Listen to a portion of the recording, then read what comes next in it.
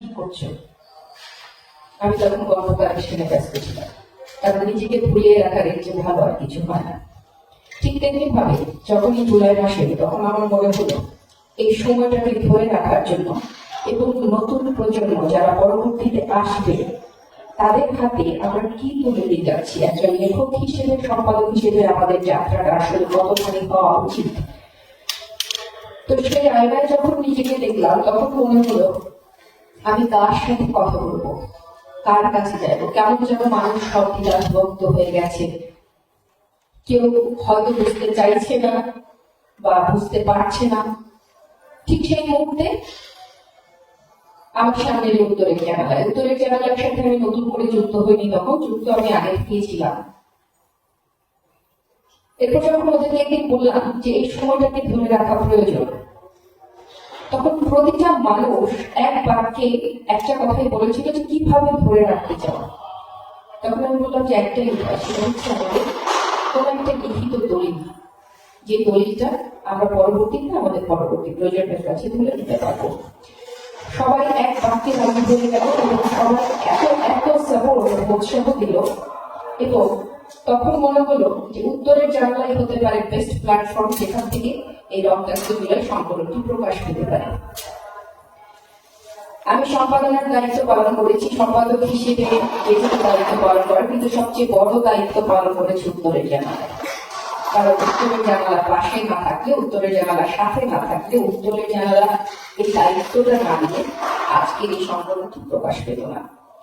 যাই হোক, তারপর মাঝখানে অনেক চড়াই উচ্চাই, অনেকটা দীর্ঘ পথ পাড়ি দেয়া, সংকলনের লেখা নেয়া নিয়ে অনেক রকম দ্বিধা বিভক্তি, অনেক রকম কথা, সবকিছু পেরিয়ে অবশেষে আমাদের সংকলনটি আলোর দেখল। এবং যেদিন সংকলনটি আলোর দেখল, আমি কিছুটা হয়তো আসলে এটা প্রকৃতির নিয়ম, যেদিন আমার সংকলনটি প্রকাশ হলো সেদিন আমার অফিসে এলো শহীদ নাসিরের ভাই এবং খালামণি। আমি এতটা অবাক হয়েছিলাম যে আজকের সংকলনটি মানে উদ্ধৃত আকারে আমার অফিসে এলো, আর আমার অফিসে এসে হাজির হলো নাফিসের ভাই নাসির এবং তার খালামণি। ওরা এসে বললো যে আমরা শহীদ নাফিসের জন্য, শহীদ নাফিসকে আমরা সবাই চিনি, নাফিসের জন্য আমরা একটা বই লিখেছি, কিন্তু বইটা কোথা থেকে প্রকাশ করবো, কেমন করবো বুঝতে পারছি না। তো আমার মনে হলো যে আমি বোধহয় এই সুন্দর কথা বলে গেছি। এবং যাই হোক, ওদেরকে আমি আসতে বললাম, ওরাও আজ এসেছে মানে আমি ফাইনান্সের সবাইকে দেখতে পাচ্ছি, বাবাকে দেখতে পাচ্ছি, তার স্বজনদেরকে দেখতে পাচ্ছি। আমাদের সাথে আছেন কথা সাহিত্যিক নাসরিন জাহান, কবি আশরাফ ভাই এবং সবাই যারা এসছেন আমি জানি অন্তর থেকে ভালোবাসার জন্য এসেছেন। মূলত এখানে কেউ কারো ডাকে আসেনি, হৃদয়ের টান এসেছে। এই হৃদয়ের টান না থাকলে এখানে আসা সত্যি অসম্ভব। আপনাদের সকলের প্রতি কৃতজ্ঞতা। এবং আজকে যে রক্তাক্ত জুলাই আলোর মুখ দেখছে, এটাতে শুধু আমাদের একার উত্তরের জানালা, আপনাদের সকলের সহযোগিতা ছিল, ভালোবাসা ছিল, সাপোর্ট ছিল। এই সাপোর্ট নিয়ে আমরা ভবিষ্যতে কাজ করতে চাই। আমরা দল চিনি না, যেমন করে বলে গেল সবুজ, মূলত কোনো দলাধ হয়ে কোনো দলের প্রতি আমাদের কোনো আগ্রহ, বিগ্রহ, অনুগ্রহ কিছুই নেই, অনাগ্রহ নেই। আমরা শুধু আমাদের সন্তানের জন্য এক হয়ে দাঁড়াতে চাই। সকলকে ধন্যবাদ। এই পর্বটা তুমি ইয়ে করবে, তো আমরা একটু নাহিদার সাথে বলছি মঞ্চে থাকতে, এবং এই আমি তোমাদেরকে মঞ্চে সহযোগিতা করছি, তোমরা কার্যালয়ে নাও, আমি সহযোগিতা করবো। আমরা মনে হয় পরে সুচির কথা শুনতে পারি, একটু সুচির কথা শুনি। সুচি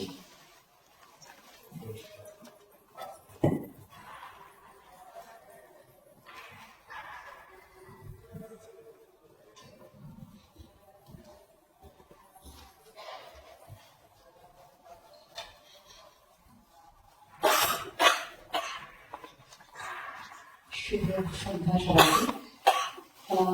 জুলাই যা ঘটে গেছে আমরা কম বেশি সবাইকে জানি। এখানে ওই সময়টাতে আমরা দেশের বাইরে ছিলাম, একটা কথাই মনে হয়েছে যে দেশে যে বাচ্চাগুলো বা ছেলেমেয়েরা মারা গেল, তখন সেই জায়গাটায় আমাদের নিজেদের বাচ্চাও থাকতে পারত। তো সেই মানবতার অনুভূতিতে আমাদের মনে হয়েছে যে আমাদের কথা বলা দরকার, এবং ঠিক তখনই আমাদের উত্তরে জানালা থেকে আমরা সিদ্ধান্ত নিই আমরা লাইভে কিছু অনুষ্ঠান করব। তো তখনই জুলাই থেকেই আমরা মার্চ জুলাই থেকে আমরা 17টি অনলাইন অনুষ্ঠান করি, এবং সেই সময়টাতে দেশের বাইরে বিশ্বের বিভিন্ন জায়গা থেকে আমাদের অনেক কাছের মানুষ, সমমনা মানুষ, একই চিন্তার মানুষ আমাদের সাথে যুক্ত হয়েছিল।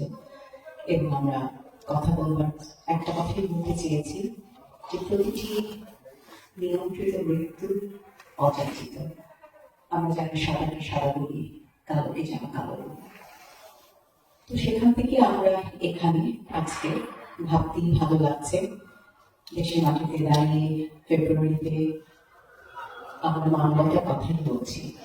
এবং ঠিক এই মুহূর্তে আমাদের জন্য খুব গর্বের একটা বিষয় যে উত্তরের জানালা থেকে আমরা রক্তাক্ত জুলাইয়ের মতো একটি সংকলন বের করতে পেরেছি, এবং নিশ্চয়ই সেটা সম্ভব হয়েছে জলধির প্রকাশনা নায়দার সাথে আমাদের পাশে ছিলেন, এবং অন্যান্য আমাদের অনেক বন্ধুরা আমাদের পাশে ছিলেন। সে কারণেই সম্ভব হয়েছে। অনেক ধন্যবাদ এবং কৃতজ্ঞতা, এবং আজকে যারা এসেছেন তাদেরকেও অনেক অনেক ধন্যবাদ এবং কৃতজ্ঞতা। এভাবেই আমাদের পাশাপাশি থাকবেন, আমরা ভালোবাসায় পেতে পেতে থাকতে চাই। ধন্যবাদ। অনেক ধন্যবাদ সুজিকে। আমি একটু বলতে চাই, সেটা হচ্ছে সফলতা যখন করি আমি ধন্যবাদ শিরিন বেবি। আমরা যদি আমাদের ইতিহাসের দিকে তাকাই, আমাদের সাহিত্য কর্মের দিকে তাকাই, আমাদের বাঙালি বীরের জাতি, এই বীরের গল্প গাথা আমাদের সাহিত্য কর্মে ফুটে ওঠে, এবং আমরা হাজার হাজার বছর পরেও আমরা যারা সাধারণ মানুষ তারা আমরা এই সাহিত্যের মাধ্যমে কিন্তু তার সাথে পরিচিত হই এবং জানি। যারা ইতিহাস নিয়ে কাজ করছেন তারা কাজ করছেন, সাধারণ মানুষ পরিবর্তের গুহা কথা একটা কবিতা থেকেই জানে। আর যখন আমি শুনি ওরা আমার মুখের ভাষায় কাহিনী নিতে যায়, তখন যেন আমি বাংলাতে ফিরে যাই। এই সাহিত্য কর্ম এতটাই গুরুত্ব বহন করে, সেটা একটা তাগিদ অবশ্যই। সেইখান থেকে বেশ কিছু গল্প, কবিতা, প্রবন্ধ আমাদের এই সংকলনে উঠে এসেছে। আজ থেকে হয়তো 100 বছর পর কোন এক পাঠক এই কবিতা গল্প পড়ে আবারও উৎসাহিত হবে, আবারও কোনো অন্যায়ের বিরুদ্ধে উঠে দাঁড়াবে। সেই কবিতা এবং গল্পগুলো নিয়ে আমাদের এই সংকলন। জি, আমাদের এই সংকলনটি সাজানো হয়েছে রক্তাক্ত জুলাই নিয়ে, এবং সেই সংকলন থেকে আমরা রিয়াজ ভাইকে অনুরোধ করছি কিছু যদি বলেন।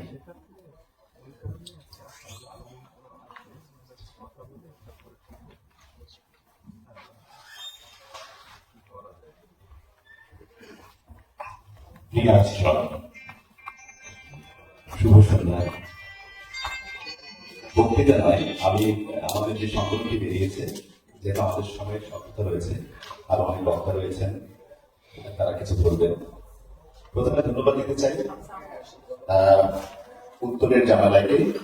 এ কারণে আমি কিন্তু এই মুহূর্তে খুব শিহরিত, কারণ আমার হাতে যেটি রয়েছে একটা ইতিহাসের দলিল। এই দলিলটাকে আমি স্পর্শ করতে পেরেছি, আমার খুব ভালো লাগছে। আর ভালো লাগছে যেখানে আমার একটা ছোট্ট মতামত লেখা আকারে উঠে এসেছে। আমি সেই লেখাটারই অংশ বিশেষ আমাদের পাঠ করতে পারছি।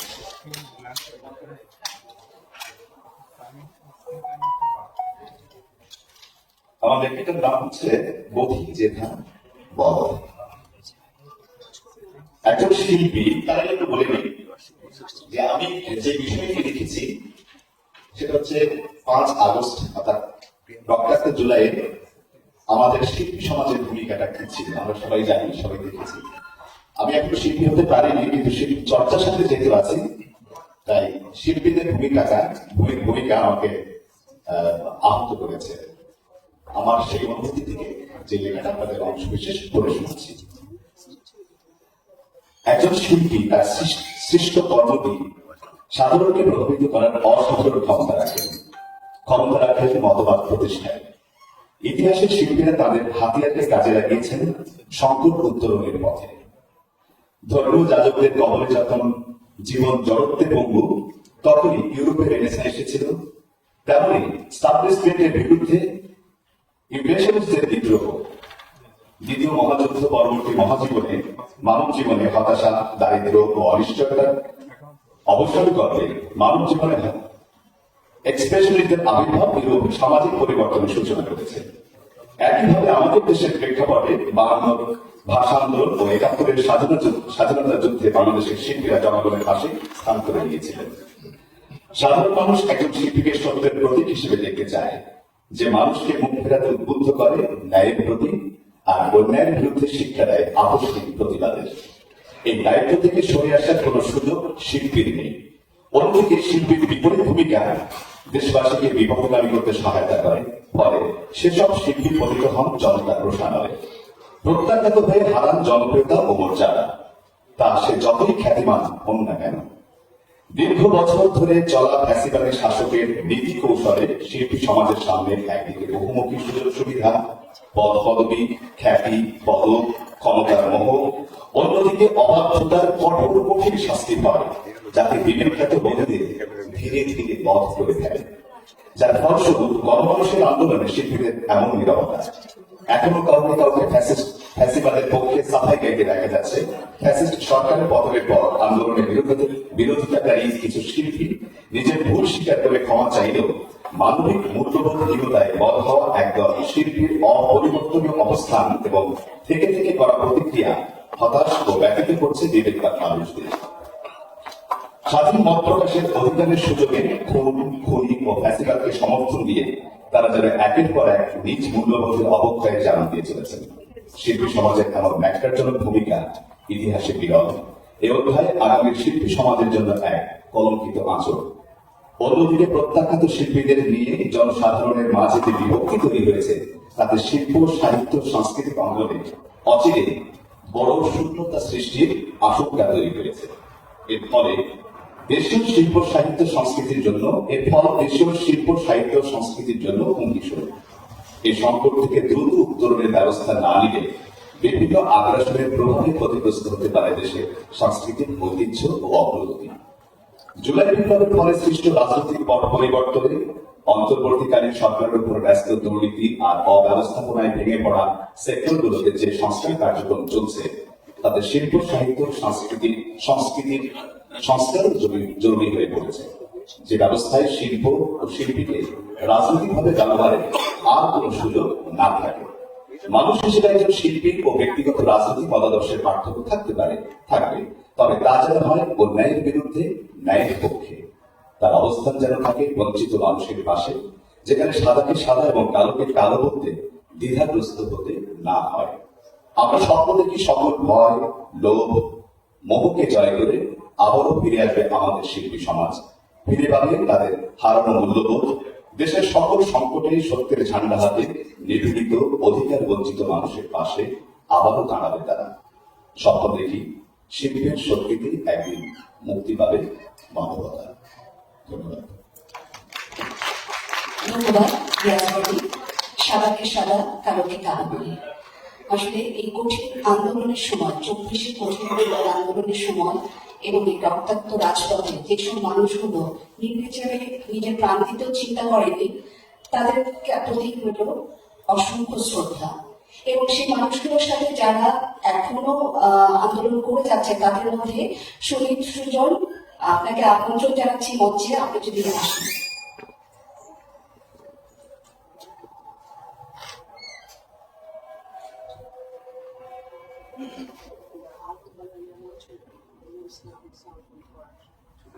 সম্পূর্ণ থেকে আমাদেরকে কিছু পড়ে শোনাবেন।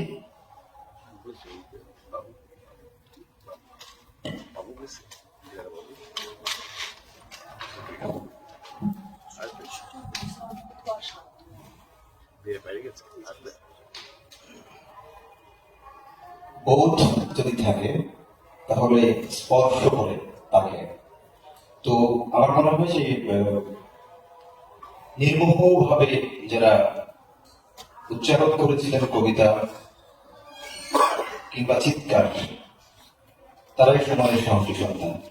আমি এই ইটি পড়ছিলাম একটু থেকে দেখার জন্য, মানে প্রথমবার হাতে নিয়ে সেখান থেকে পাঠ করতে হচ্ছে, সুতরাং আবৃত্তি ভেবে বিভ্রান্ত হবেন না, আমি পাঠ করার চেষ্টা করছি।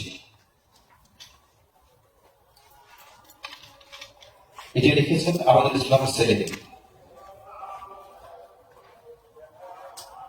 খোকা ঘুমালো পাড়া জোড়ালো, বোর গিয়ে দেশে,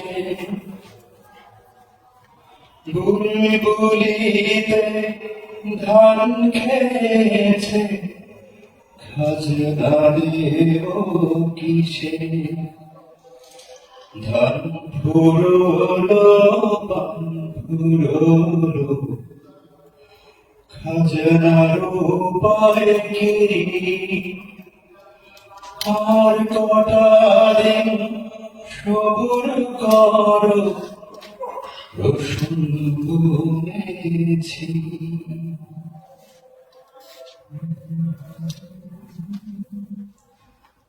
মা আমার হাত টেনে ধরলো, যাবি কি খোকা, তুই সবাই কি বুঝিস, আর ভাত খাবি। আমার ভাত খাওয়ার সময় করি, মার সাথে কথা বলার সময় করি। হ্যাঁচকাটানে মার হাত ছাড়িয়ে দৌড়ে বেরিয়ে গেলাম রাস্তায়, ঠিক রাস্তা নয়, লক্ষ প্রাণের সমুদ্রে। মিছিলে দাঁড়িয়ে স্লোগান দিয়ে আমার গোষ্ঠীবদ্ধ হাত আকাশগামী বলে, লাঠিচার্জ, tear shell, rubber bullet, carbon, গুলি। ভাত খাওয়ার পরিবর্তে গুলি খেয়ে আমি রাস্তায় লুটিয়ে পড়লাম। বন্ধুরা তখন নতুন স্লোগান তুলল, ছাত্রকে গুলি কেন, জবাব চাই, জবাব চাই। কিন্তু প্রকম্পমান স্লোগানের ভেতরে, অনবরত গুলির শব্দের ভেতরে আমার মায়ের কথা মনে পড়লে মুহূর্তে চিৎকার করে উঠি, মা আমি ভাত খাবো, মা আমি আসছি মা। কিন্তু ততক্ষণে মায়ের হাতের থালা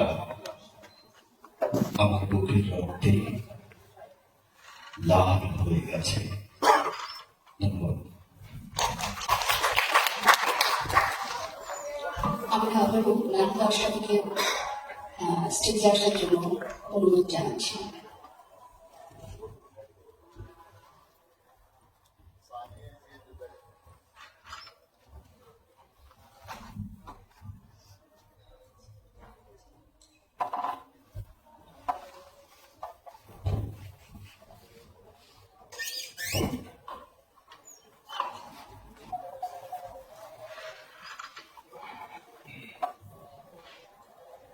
আমরা কিছুক্ষণ আগে সংকলন থেকে ছোট ছোট পাঠ শুনছিলাম। আমি জানি না অনেকেই এখানে আছেন, যারা আছেন আমি পরিচিত অনেক অনেক জানি, যেমন খুব পেছনে চুপচাপ বসে আছে আমার বন্ধু এনির মেয়ে পুরোটা সময় জুড়ে রাস্তায় ছিল। আজকে যখন এই আয়োজন, আমি কিন্তু ওকে একবারও বলিনি, কারণ বলতে গেলে সবাইকে বলতে হবে, এই জন্য আলাদা করে কাউকে বলিনি। ও কিন্তু এসে চুপচাপ পেছনে বসে আছে এবং তখনই বললো যে তুই যেদিন প্রথম সোশ্যাল মিডিয়াতে দিয়েছিলি, আমার সেদিনই মনে হয়েছে যে আমাকে আসতে হবে এই আয়োজনে। শুরুতেই বলেছিলাম যে প্রাণের তাগিদে যারা এসেছেন। ওই কর্নারে বসে আছেন তারমিনা শিল্পী, সে কলেজ পড়া ছোট্ট ছেলেটি, আমি জানি যে পুরো সময় রাস্তায় ছিল। এই যে ভালোবাসাগুলো, ভালোবাসার টানে চলে আসে, এই চলে আসাকে আসলে আমরা কি দিয়ে ফেরাবো? আমরা খুব কৃতজ্ঞ এবং ধন্য, এবং আমাদের মাঝে আমরা যাদেরকে পেয়েছি, যাদের জন্য মূলত এই আয়োজনটা, তাদের স্বজনেরা আমাদের সাথে আছে। এর চেয়ে বড় কোনো শক্তি আর হতে পারে না। আমি একটা দৃশ্য বোধহয় আমাদের সবার মনের মধ্যে গেঁথে আছে। রিকশায় ঝুলন্ত একটি ছেলে, আমাদের সন্তান নাফিজ, যে নাফিজের রক্তাক্ত দেহটা রিক্সাওয়ালা নিয়ে যাচ্ছিল কোথাও পৌঁছে দেওয়ার জন্য, যদি বাঁচানো যায়। সেই নাফিজের আম্মা নাজমা আক্তার নাসিমা উনি আমাদের সাথে আছেন। আমি আপনাকে একটু বিনীতভাবে মঞ্চে আহ্বান জানাচ্ছি আমাদের উদ্দেশ্যে কিছু একটু বলার জন্য।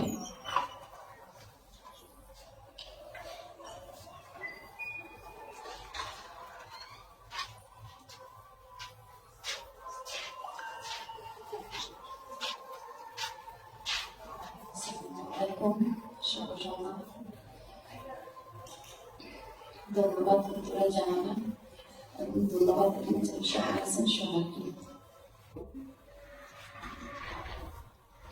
কি বলবো বলে ডিসকাশন অনেকটা, আজকে আমি আসলে অনেকটা অসুস্থ। তো আমার নাফিস খেলাধুলা সবকিছু পাশাপাশি নাফিজের কবিতা পড়তো। আমার নাফিজের টেবিলে অনেকগুলো কবিতার বই আছে, কিন্তু এখানে আসার পরে আমি যখন কবিতার অনুষ্ঠানটা দেখলাম আমি সেখানে নাফিজের মধ্যে হারিয়ে গেলাম। নাফিজের টেবিলে অনেকগুলো কবিতার বই, আমি কবিতার অনুষ্ঠানে আসলাম নেই।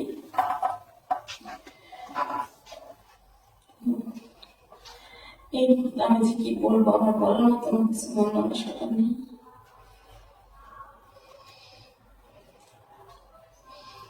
আমার নাফিস খেলাধুলা গল্প কবিতা সবই ভালোবাসতো, পাশাপাশি দেশকেও ভালোবাসতো। আমার নাফিস দেশ নিয়ে আমার সাথে অনেক গল্প করতো। আমি বলতাম যে বাবা শুধু পতাকার জোরে যুদ্ধ হয় না বাবা, শুধু পতাকা নিয়ে যেতে চায় না। নাফিস বারবারই বলতো এবং পতাকা নিয়ে আমরা জিতবো। সত্যি আমার নাফিসের দেশ আজকে স্বাধীন, দেশ জিতেছে। আমার নাফিসটা ফিরে আসেনি। আমার নাফিস আমার চোখের সামনে দিয়ে গেল, আমি দেখলাম, আর আমার নাফিস আমার কাছে ফিরে আসলো না।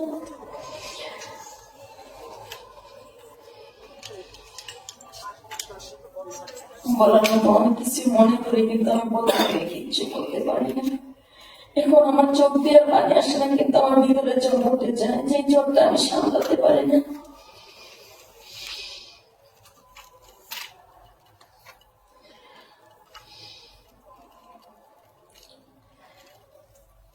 নাফিস, আমি জানি না আজকে আমি তোমার পছন্দের কবিতার আসলে আসছি, তুমি আমাকে দেখতে পাচ্ছ বাবা, আমি তোমাকে কোথাও দেখি না। সবই হচ্ছে তুমি আমার কাছে নেই। তুমি তো বাবা গুলি খেয়ে চলে গেছো আমার আল্লাহ তাআলার কাছে। তোমার গুলিটা সর্বক্ষণ রাতের বেলা যখন আমি শুতে যাই ফুসফুস করে বাবা আমার বুকে বাজে।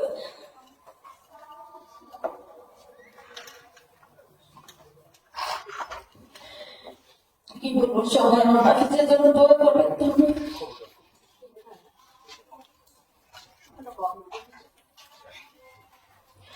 ধন্যবাদ সবাইকে, সবাই আমার দোয়া করবেন।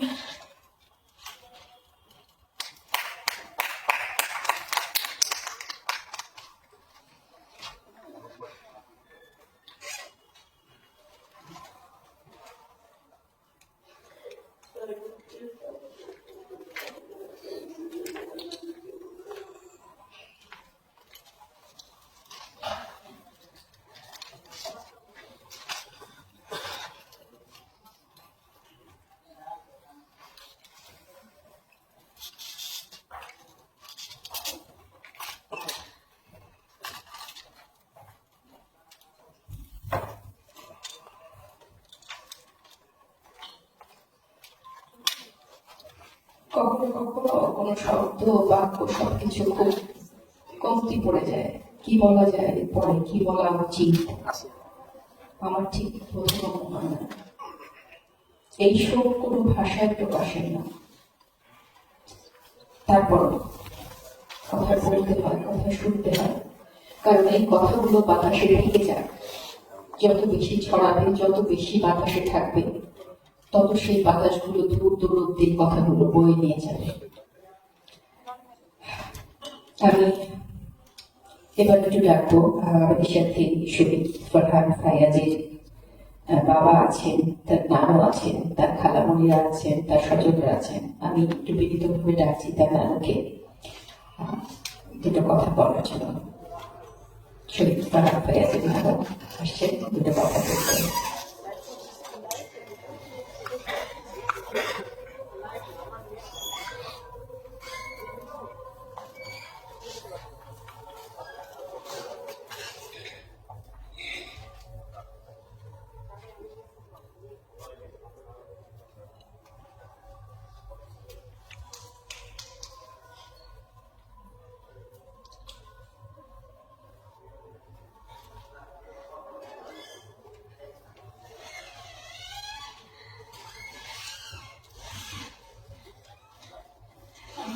মেয়েদের নান তোমাকে নান রাখতাম। আমার জান ওর মেয়েদের টুকরো ছিল, আমার সোনার ময়না বাড়ি ছিল। ছোট থেকে পরিষ্কার পরিচ্ছন্ন একটা সম্মান করতে জানতো। ও খুব মেধাবী ছিল। ওর কাছে একবার বললেন দিল, ওর পর থেকে তো ওর জীবনে অনেক বড় আশা ছিল, অনেক বড় কিছু হবে। ও কখনো মিথ্যে বলতো না, ও অন্যায় কিন্তু সহ্য করতে পারতো না। ও আমাকে কত কি বলতো, আমাকে বলতো না আমি তোমার মধ্যে হাত ধরে আমাকে বলতো। আমার সেই স্মৃতি, আমার যে কত স্মৃতি আমি বলে শেষ করতে পারবো না। আমি সেই নান ডাকার আমি শুনি না, আমি আর সেই নান ডাকার শুনি না। আমার একটাই কথা, আমার এই সোনার পাখি আমার ভাইয়ের বিচার হবে যেন। আর আমার ভাইদের সবাই দোয়া করবেন আল্লাহ আমাকে দান করে আমি যেন ওর সাথে একসাথে থাকতে পারি। আমার সোনার ময়না, আমার পাখি, তুমি কোথায়? তোমার আমি তখন ছিলাম না ঢাকায়, আমি তখন ঢাকায় ছিলাম না। আমি পরদিন আসছি অনেক কষ্ট করে, সবকিছু বন্ধ, প্লেনে আসার কথা শুনি সেদিন না, প্লেনে থাকবে না কি করি। তারপর আমি আমার বাড়ি পুলিশের আমি লঞ্চে করে আসছি। আমি তো আর আমার ভাইকে দেখতে পারি না, আমার ভাইকে তো আর আমি দেখতে পারি না। আমি শুধু ছায়ার মতো দেখে আমি চক্ষু বন্ধ করলে আমি ওর সেই আচরণ দেখি। আমার রাতে কোনো কমে নাই, আমার এমন নাই যে আমি ওর সব স্মৃতি মনের ভিতর থেকে ঘুরিয়ে চক্ষু বন্ধ করে থাকি। আমি দেখি, আমি আল্লাহকে বলি, আল্লাহ তুমি আমাকে একটু একবারের জন্য দেখাও, আমি একটু বলে দেখি, ও একটু এসে করুক না।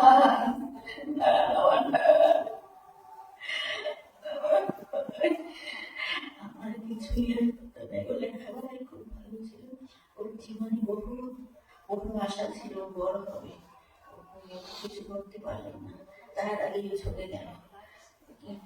ওকে এইভাবে নিঃসংস হবে, কিভাবে পারো ওদেরকে একটু দমন ধরে হইল না, একটু মায়া হলো না ওদের।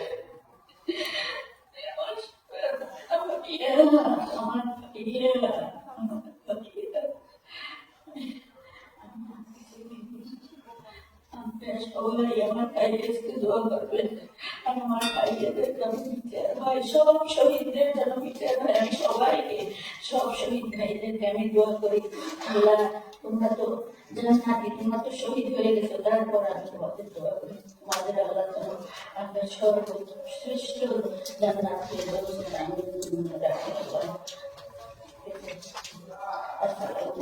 ধন্যবাদ।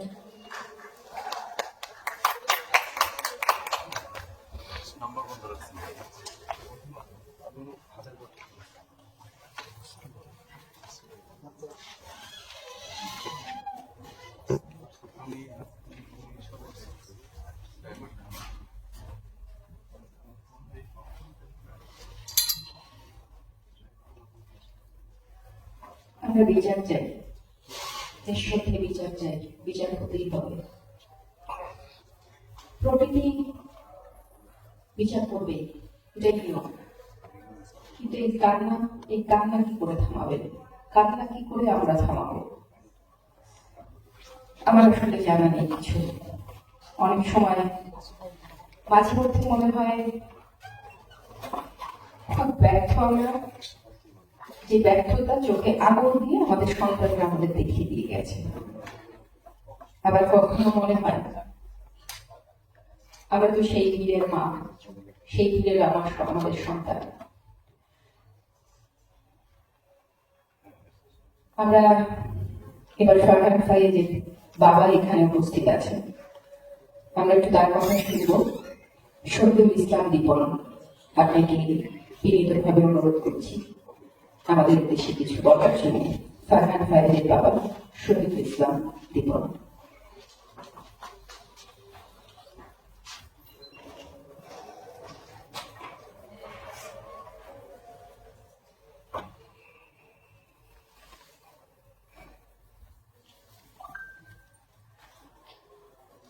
সুধীর মন্ডলী,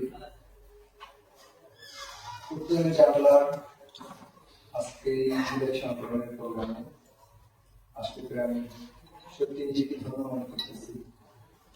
কারণ এর আগে আমি উত্তরের জানালার একটা প্রোগ্রাম অ্যাটেন্ড করেছিলাম।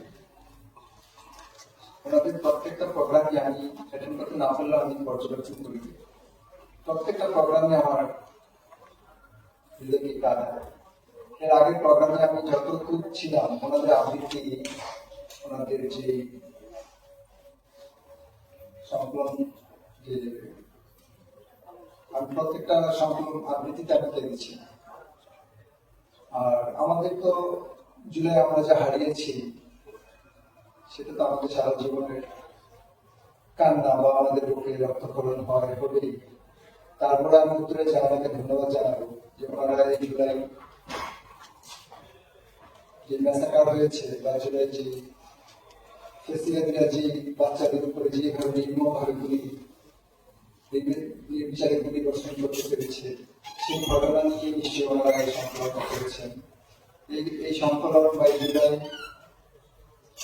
দলিল এটা আসলে বাংলাদেশ সরকারের এটা করা উচিত।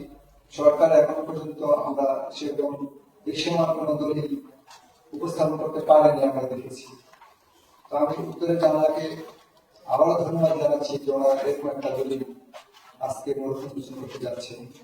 আমি এই জুলাই সংকলনের এই দালিলিক গ্রন্থকে আমি উত্তর এটা ভবিষ্যৎ প্রজন্মের জন্য এটা একটা উপযুক্ত দলিল হিসাবে মনে করতেছি। আর এখানে যারা কলা কুশলী আছেন বা যারা শিল্পী আছেন, যারা সংকলনের ছিলেন, ওনারা প্রত্যেকেই হোক দরদ দিয়ে বিশেষ করে জুলাইকে ধারণ করবে। এবং এখানে যারা শিল্পীরা আছেন আমি যত শুনলাম যে ওনারা সেই জুলাই আন্দোলনে উপস্থিত ছিলেন রাজপথে। আমি আমার ছেলের কথা আগেই বলবো। আমার ছেলে তো 17 বছরের বাচ্চা শিশু, তাকে পর্যন্ত তারা ছেড়ে দেয়নি। তারা তো ছিল তাদের হাতে কোনো অস্ত্র লাঠিসহ ছিল না, তাদের একটু হাত কাঁপেনি। আমি একটি কথাই বলবো, যদি পুলিশের গুলি বুক চিরে যায় তবু বেশ, রক্তাক্ত বুকে খুঁজে নিয়ে কাঙ্ক্ষিত বাংলাদেশ। তারা যে স্বপ্ন নিয়ে বা যে লক্ষ্যে তারা জীবন দিয়েছিল সেই কাঙ্ক্ষিত বাংলাদেশ যেন আমরা পাই। সেই বৈষম্যহীন সুন্দর দুর্নীতি মুক্ত বাংলাদেশ আমরা চাই। সেই প্রত্যাশা রেখে আজকে এসে সেই সমাজের কাছ থেকে আবারও ধন্যবাদ জানিয়ে বিদায় নিচ্ছি। আসসালামু আলাইকুম।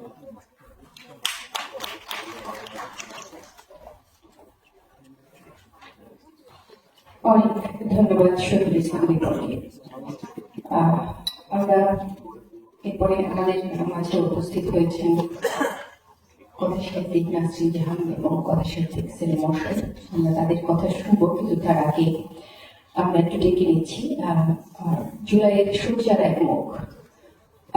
আমরা সবাই এখানে যারা আছি প্রত্যেকেই সোচ্চার ছিলাম, প্রত্যেকেই উজ্জীবিত ছিলাম। আমাদের সবার পক্ষ থেকে আমি আসাদুজ্জামানকে সংক্ষেপে কিছু কথা বলার জন্য ডেকে নিচ্ছি। আসাদুজ্জামান।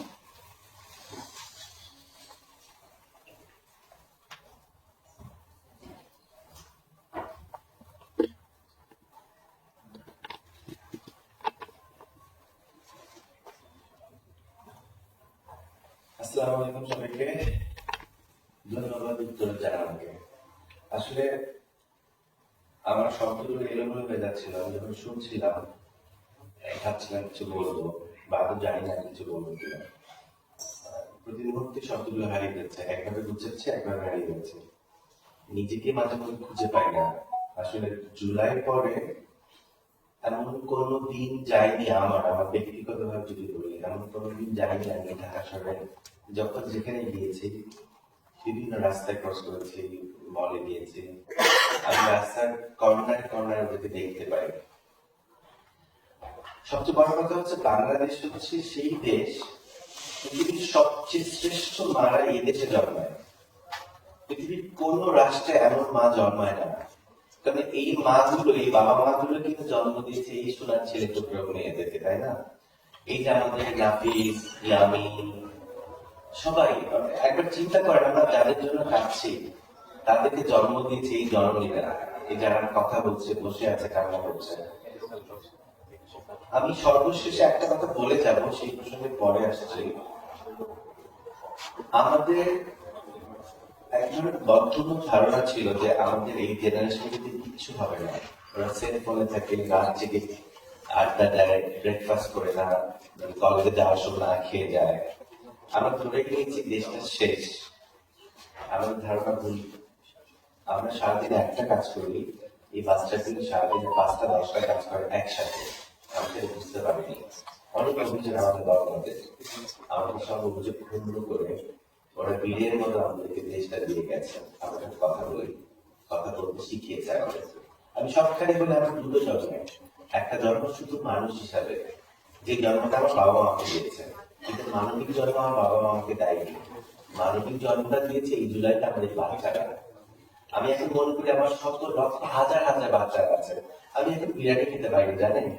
আমি যেদিন জানতে পারলাম ওর মা, আমি নাম দিচ্ছি দেখেন উনি আর বিরিয়ানি, আমি এর মধ্যে ছিল অনেক বিয়ের অনুষ্ঠানে দিয়েছি, আমি এখন বিরিয়ানি থেকে ঘুমিয়ে আসছে আমার, আমি বিরিয়ানি খেতে পারি না।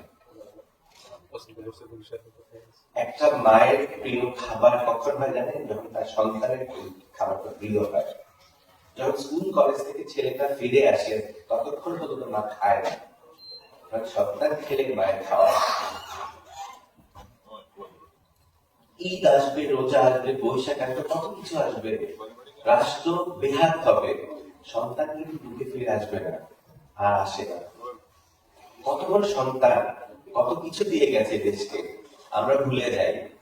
আমরা সময়ের সাথে সাথে ভুলে যাই। আমরা চাই যাতে কখনো এই জুলাই আমাদের যাতে কোনোভাবেই ব্যস্ততা, কর্ম, যে কোনো কিছু আসুক না কেন, জুলাই যাতে আমরা ভুলে না যাই। আমাদের বিনীত অনুরোধ, এই সন্তানদেরকে আমরা কখনো যেন ভুলে না যাই, যে কোনো দোহাই দিয়ে যাতে ভুলে না যাই, এই একটাই অনুরোধ।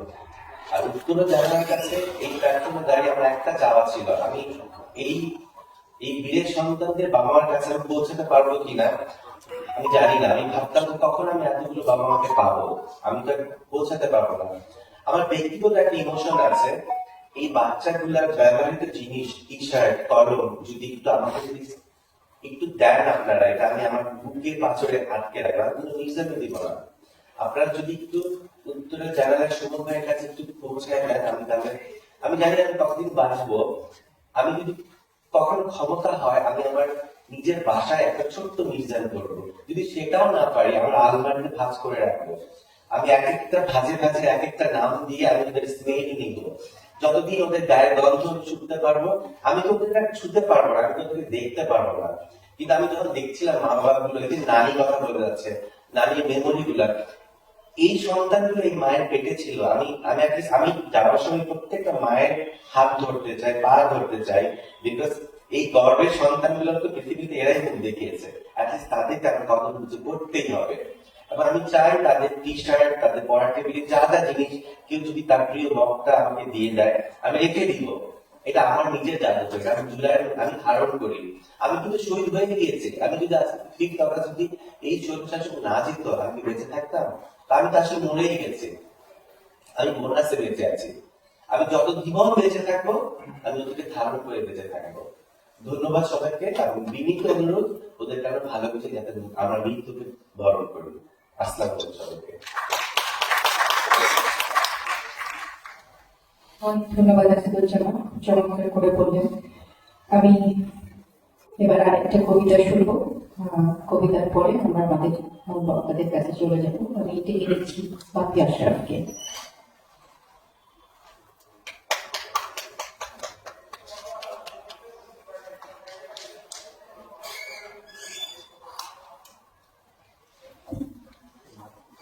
শুভ সন্ধ্যা।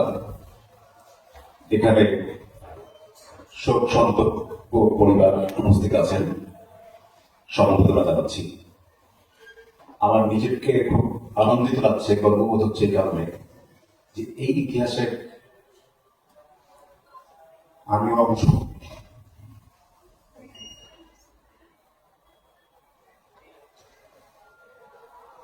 আবৃত্তি ভাবার কারণে একটা কবিতার অংশ শেষ পাঠ করছি। পাঠ করার শেষে 3 সেকেন্ডের একটা ছোট গল্প বলবো।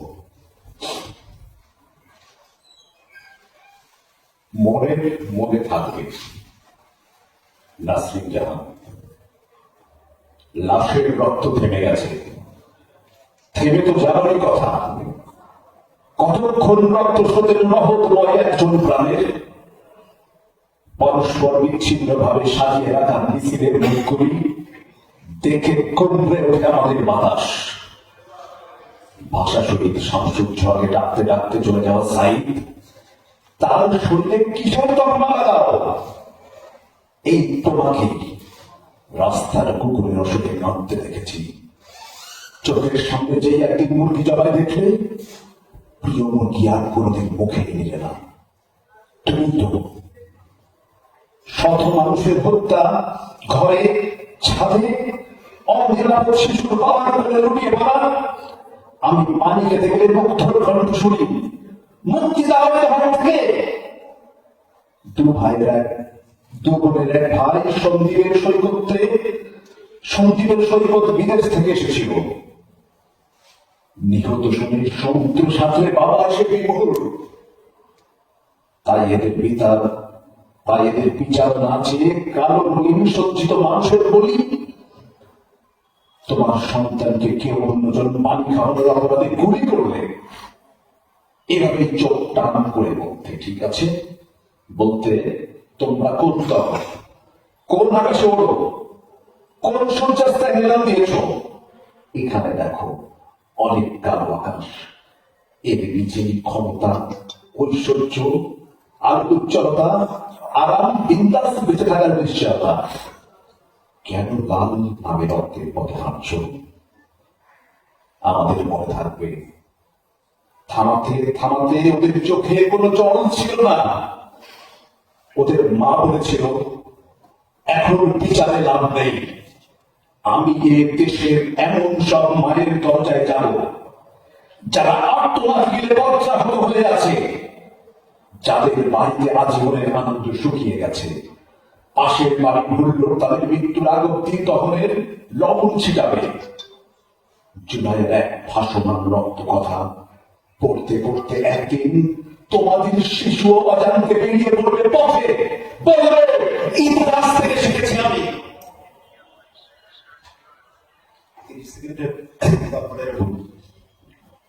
বিশেষ করে করোনাকালীন সময়তে রাতের বেলা ফেসবুকে একজন কবি সাহিত্যিক, ওনার কবিতা পড়তাম আর বসে করতাম, আপনার কবিতা আবৃত্তি করবো।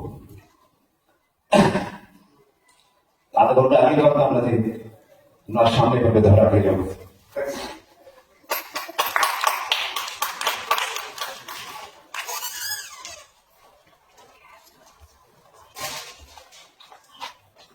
ধন্যবাদ ভাবি আশরাফকে। আমি আসলে কেউ প্রস্তুত ছিল না, একদম বইটা এখানে নিয়ে আসার পরে সামনাসামনি দেখে আমরা কিছু কবিতা বাছাই করে দিলাম পড়ার জন্য। নির্মাণের পরে নিশ্চয়ই কবিতা আরো প্রাণ পাবে। আমি এবার আমাদের মূল যে দুজন আমাদের আজকের আয়োজনের আমাদের যারা ছিলেন তারা তো কথা বলেছেন, আমাদের শহীদ পরিবারের সবচেয়ে যারা আমাদের কাছে সবচেয়ে কাছের জন, প্রাণের জন, স্বজন, আপনাদের কথা শুনেছি। এবার যে দুজন কথা শুনে দুজনই অসম্ভব রকম সক্রিয় ছিলেন পুরোটা আন্দোলনের সময়। তাদেরকে আমরা পাশে পেয়েছি, শুধু পাশে পেয়েছি এটা বললে ভুল বলা হবে, সাহস জুগিয়েছেন আমাদেরকে। আমাকে যতভাবে আমাকে বিব্রত করার চেষ্টা করা হয়েছে, আমার চিন্তা ভাবনা বা দৃষ্টিভঙ্গিকে অন্যদিকে ঘোরানোর চেষ্টা করা হয়েছে, ততবার আমি কথা বলেছি এই দুজনের সাথে এবং কথা বলে মানসিক শক্তি জোগাড় করেছি। আমি প্রথমে লিখে নিচ্ছি কথা সাহিত্যিক নাসরিন জাহানকে।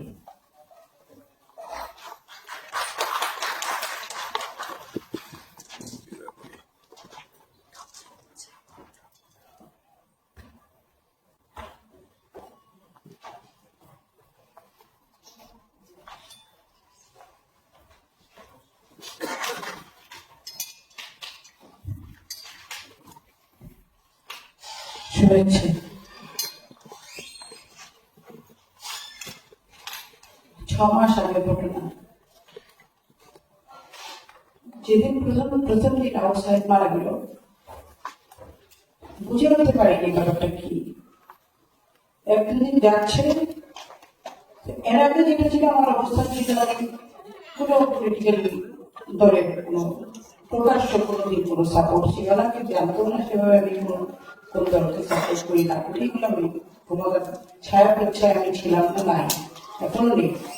কিন্তু ওই সময় হঠাৎ করে আমার কন্যা আমাকে জিজ্ঞেস করছে যে তখন অলরেডি শুরু হয়ে গেছে, ভালোভাবে মারা যাচ্ছে এবং আমার দেখলাম আস্তে আস্তে ফিল করবো, হাত পা আস্তে আস্তে ঠান্ডা হয়ে আসছে, কুকড়ে আসছে। তখন নাহিদা বলছিল সন্তান, আমারও সন্তান, সে বিবিসিতে চাকরি করে, আমাকে বলে মা এই যে তোমার নিরপেক্ষতা, লজ্জা পাবে কিন্তু এনে নিয়ে একদিন, তুমি তোমাদের সুবিধা নাওনি, এই নাওনি, সেগুলো নাওনি, তুমি জিরো হয়ে যাবে সব, নিজেকে যখন উত্তর দিতে পারবে না যে এদের পাশে দাঁড়ালে না, দাঁড়াচ্ছ না কেন, এখন আমি বুঝে উঠতে পারছো না, কোথা হচ্ছে কারা মারছে বুঝে উঠতে পারছো না, এখন হ্যাচকাটা আমি দাঁড় করিয়ে দিলাম আমাকে।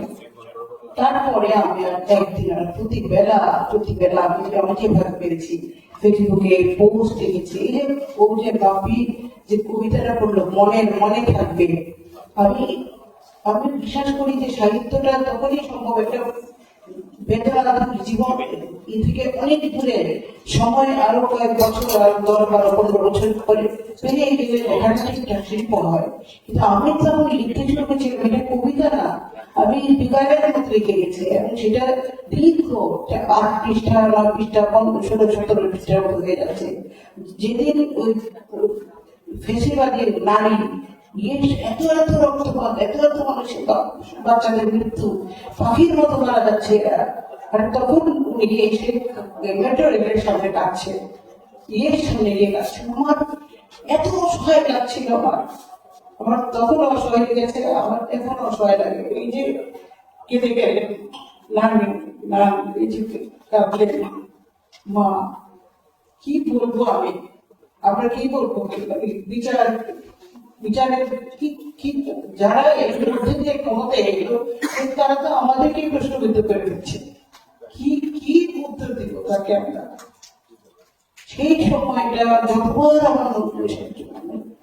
আমার বোধের মধ্যে আসে, আমি অন্ধকার হয়ে যাব, তাজ্জব বোধ করি আমাদের শিল্পী সাহিত্যিক বন্ধুরা কি বলে গেল আসাদুজ্জামান যে ক্ষমতার ছায়া, শিল্পী সাহিত্যিকদের বেশিরভাগই তো ধরে নিয়েছে একটা স্বাধীনতার পক্ষের দলের লোক, আমরাই শিল্প সাহিত্যরা করি, আমরাই শিল্প সাহিত্যের কান্ডার, একটা মানুষের কোনো শব্দ ছিল না।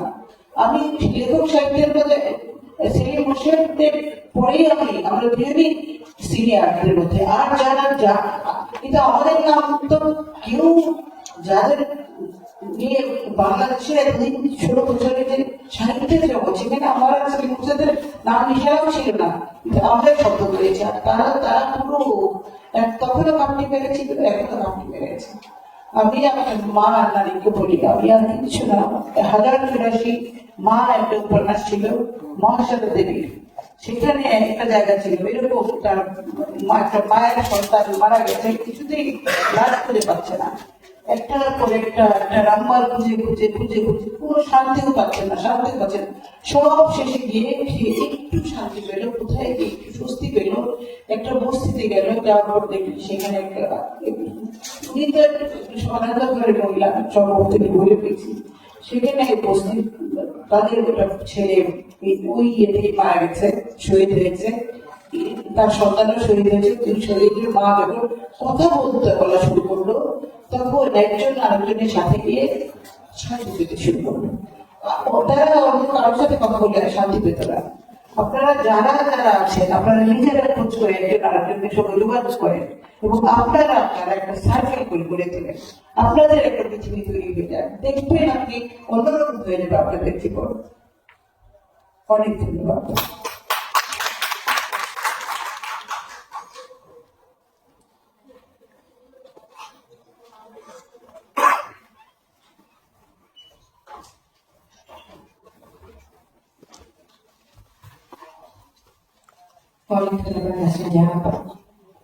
আসলে যা বলতে চাই, আমরা আসলে যা গুছিয়ে এনেছিলাম বলবো বলে অনেক ভাষা, বাক্য, শব্দ সব এলোমেলো হয়ে যায়, কখনো কখনো এই এলোমেলোটাই হয়তো প্রশান্তি এনে দেয়।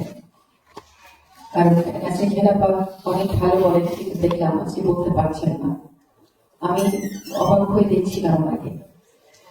যাই হোক, আমরা অনুষ্ঠানের প্রায় শেষ পর্যায়ে চলে এসেছি। আমরা এরপরে আরেক আমাদের কথা সাহিত্যিক এবং আমাদের সময় আমরা যাকে অনুকরণ করি, যাকে হয়তো অনুকরণ করাও যায় না আসলে, তেমনই একজন লেখকদের লেখক বলা যেতে পারে কথা সাহিত্যিক সেলিম মোর্শেদের কথা শুনবো।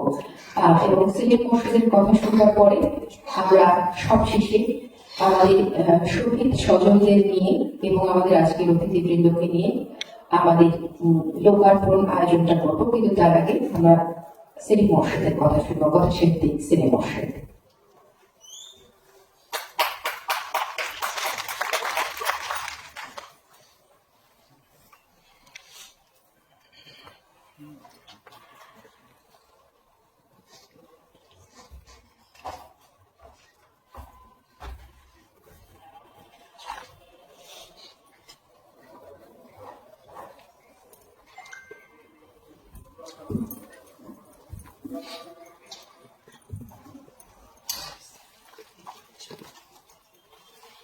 আসলে আমি কি বলবো বুঝতে পারছি না।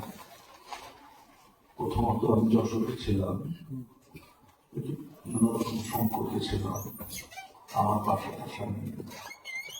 তারপরে আমি এখানে আসতে চেয়েছি, খুব কষ্ট করে আমি পৌঁছেছি যশোর থেকে।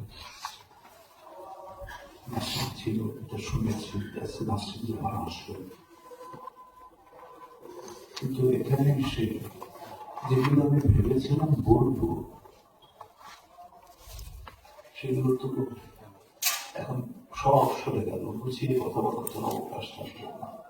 কারণ আমি যদি সহমর্মিতা হিসাবে সহমর্মিতার অনুষ্ঠানে যদি কথা বলি তার ভাষা একরকম, আর আমি যদি এই বিষয়টা মতো কিছু বলতে হয় তাহলে তো শুধু চোখের পাশ দিয়ে হয় না, এটা তো হত্যা, মৃত্যু।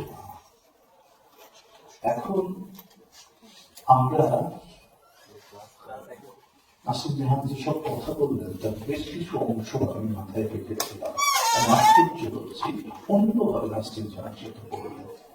আমি ওই জাতীয় কিছু কথা বলবো এই অভিভাবকদের জন্য শেষের দিকে। তাছাড়া অনুষ্ঠান, দাবি, সন্তান মৃত্যু, এর 4টে পয়সা পান নাই, দেশকে এমন জন্য চলেছে।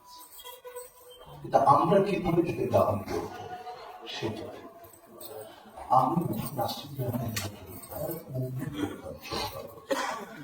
ইস্যুভিত্তিক আন্দোলন ছাড়া কোন আন্দোলনে কখনো দল ছাড়েনি, আন্দোলন নামেনি।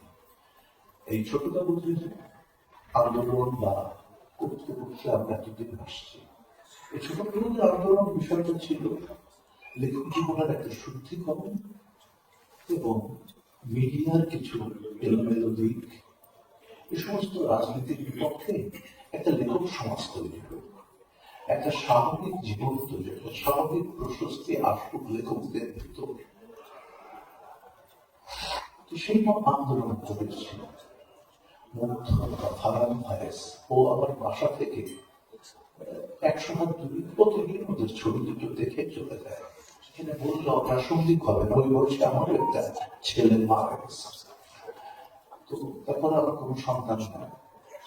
তো এই অবস্থা থেকে আসলে ওই দিন আমরা যা দেখলাম, ওই দিন যা বুঝলাম, তার ভেতর থেকে কতগুলো কথা আছে নিজেদের কাছে আবার বলে পরিষ্কার থাকা দরকার। যেকোনো একটা ঘটনার পরিপ্রেক্ষিতে 5-6 দিন আগে আমার ঘরে ঈশ্বর তার কথা সাহিত্যিক ঈশ্বর তার নিয়ে একটা পোস্ট দিয়েছিলেন নিয়ে, এটা পরে উপসংহার করুন।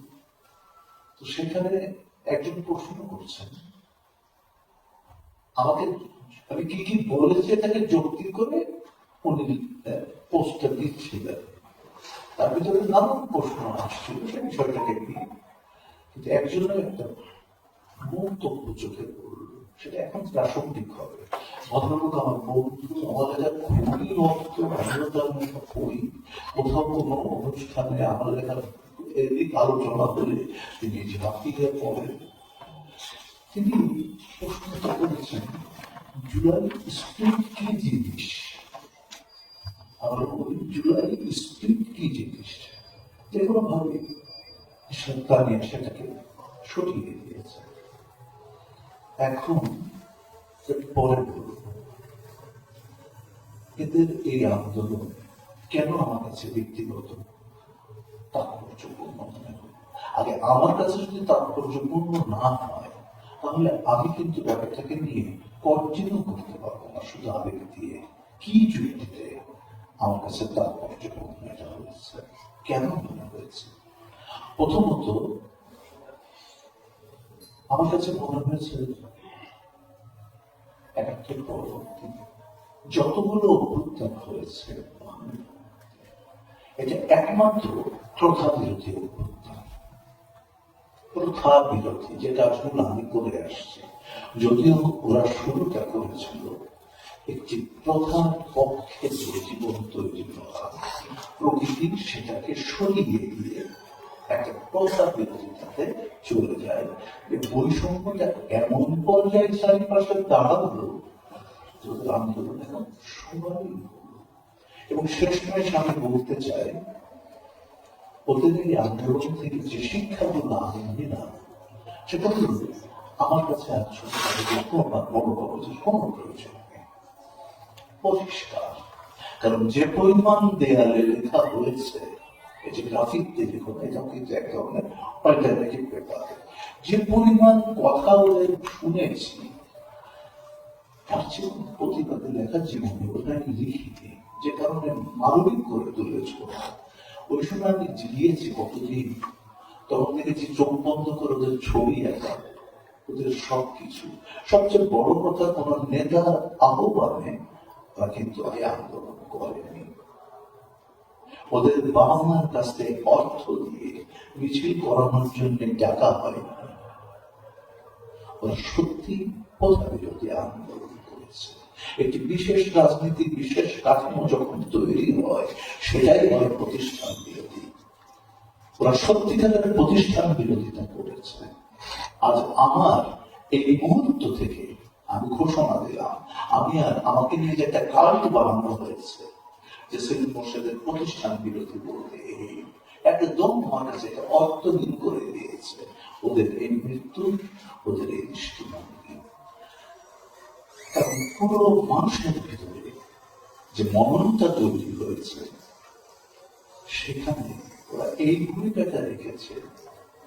আজকে যে ঘটনায় ঘটুক না কেন, যেটা রাষ্ট্রীয় জাহাজ অত্যন্ত জরুরি বলে গেলেন, যে আমরা যদি প্রশ্নবিদ্ধ করি, আমি আবারও বড় কথা শিল্পী আমার বন্ধু, আমি তাকে বলবো মোটেও প্রশ্নবিদ্ধ না।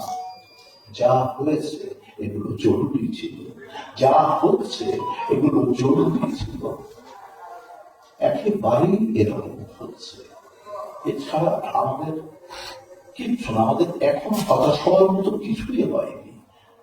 এর ভিতরে যারা এসেছেন বিভিন্ন রাজনৈতিক দল নিয়ে যারা আসছেন বাধ্য হচ্ছেন এগুলো বলতে, তারা নানা রকম ন্যারেটিভ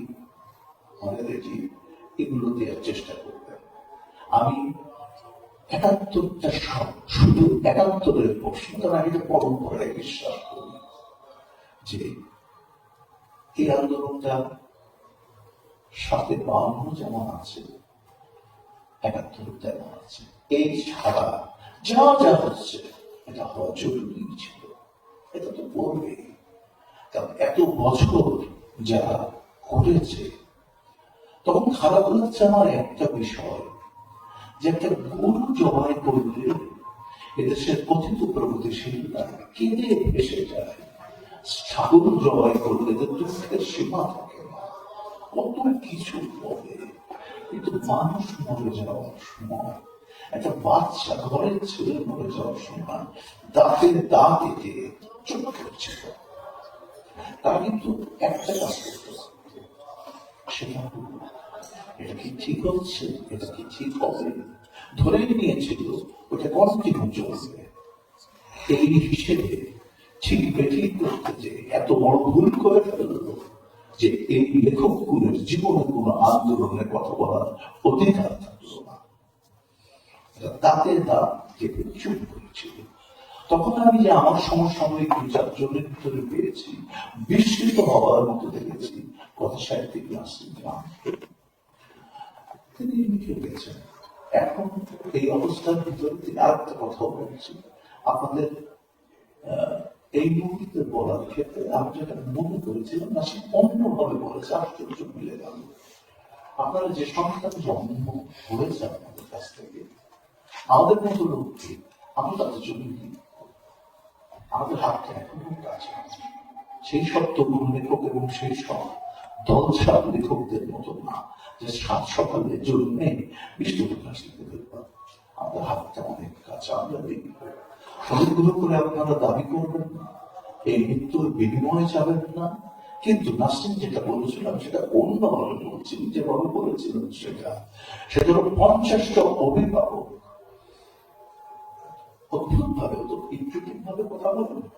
50টা অভিভাবক আগামী নির্বাচনে একটা ভূমিকা রাখতে পারে, এলোমেলো করে দেওয়া নির্বাচনের সঙ্গে একটা বার্গেনিং করতে পারে।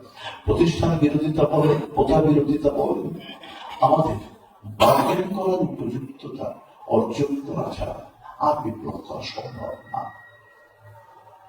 ফলে এই অভিভাবকটা আপনারা কিন্তু পারেন এইটুকু যে সন্তান যে অবস্থাটা হয়েছে সেটাকে নিয়ে আসন নির্বাচন নিয়ে যখন কথা বলা হচ্ছে তখন বোঝা যাচ্ছে এই ভোটটা আমার ভীতি কম। এই আন্দোলন বেহাত যদি হয় খুব দ্রুত নির্বাচনের জন্য হবে। আমি আর সব বিষয়ে বলবো না, শুধু শুরু করেছিলাম জুলাই স্প্রিটের কথা। আসলে উনি বলছিলেন জিনিস সম্পর্কে আমি এতটুকু বলছি, এখন আমার কাছে অনেক কিছু অস্পষ্ট, কিন্তু তলাটা আমি দেখে ফেলেছি যে জুলাই স্প্রিট তাদের হাতে দেখতে চাচ্ছি। সেগুলো আজ আলোচনার বিষয় না। মানে জিনিসের একটা তথ্য সবাই চলবে না। এই বানানটা একটা শব্দে আর জিনিস বানানো হবে না। এটাই হল জুলাই স্প্রিটের মূল চাপ। এই বানানো অন্যান্য শব্দ আসতে হবে, কোন বিশেষ ন্যারেটিভ দিয়ে আর চলবে না। তো ওর যে স্ক্রিপ্ট, সেই স্ক্রিপ্ট আমরা ধারণ করেছি। আমরা সত্যিকার অর্থে এই বিষয়টা ভাবছি এবং এই বিষয়ে আমরা লিখব। অনুগ্রহ করে আপনাদের কাছে আমাদের যে অনুরোধটা থাকবে, এমন ভাবে সন্তানকে আপনারা পৌঁছতে দেবেন না শুধু ওদেরকে গৌরব করে তোলার জন্য বহু গ্রুপ আপনাদের সামনে আসবে, কিন্তু ওরা মারা গেছে কিন্তু তাদের হাত থেকে গৌরব পাওয়ার জন্য না। ওরা মারা গেছে একটা কাঠামো। এখন আমাদের এই কাঠামো কিভাবে করবো? যা হচ্ছে অনেক কিছু পছন্দ হবে না, অনেক কিছু নিজের বিপরীতে চলে যাচ্ছে, তারপরও এগুলো জরুরি ছিল, এগুলো জরুরি ছিল, ফলে এই যদি জরুরি হয়ে থাকে তাহলে সামনের নির্বাচন নিয়ে যে খেলাটা চলবে, আমি জানি না, সরি আমার জানি না এই অনুষ্ঠানে সব কথা বলা, সেক্ষেত্রে অভিভাবকদের একটা বড় ভূমিকা আছে বার্গেনিং এ। ভালোবাসা। ধন্যবাদ।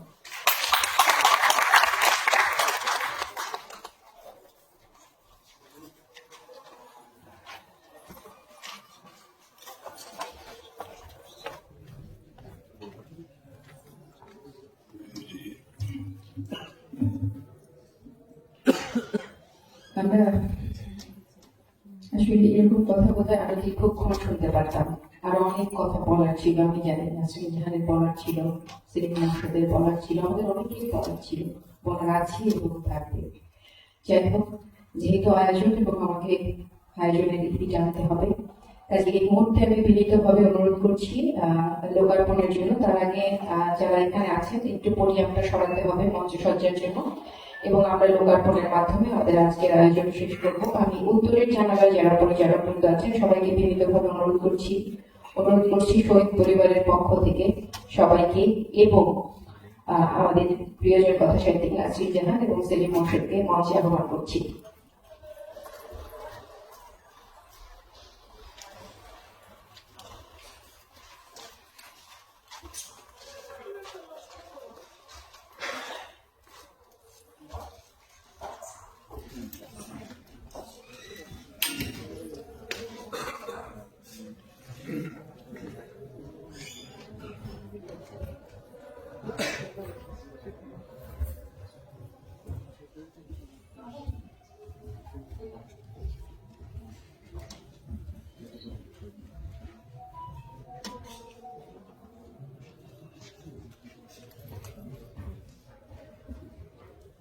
সুপ্রিয় সুধী, আমাদের এই আয়োজনের পরে বাইরে চা পর্ব রয়েছে এবং চা পর্ব 10 মিনিট বিরতি। 10 মিনিট বিরতি পরে আমাদের আবৃত্তি সংলাপ শুরু হবে।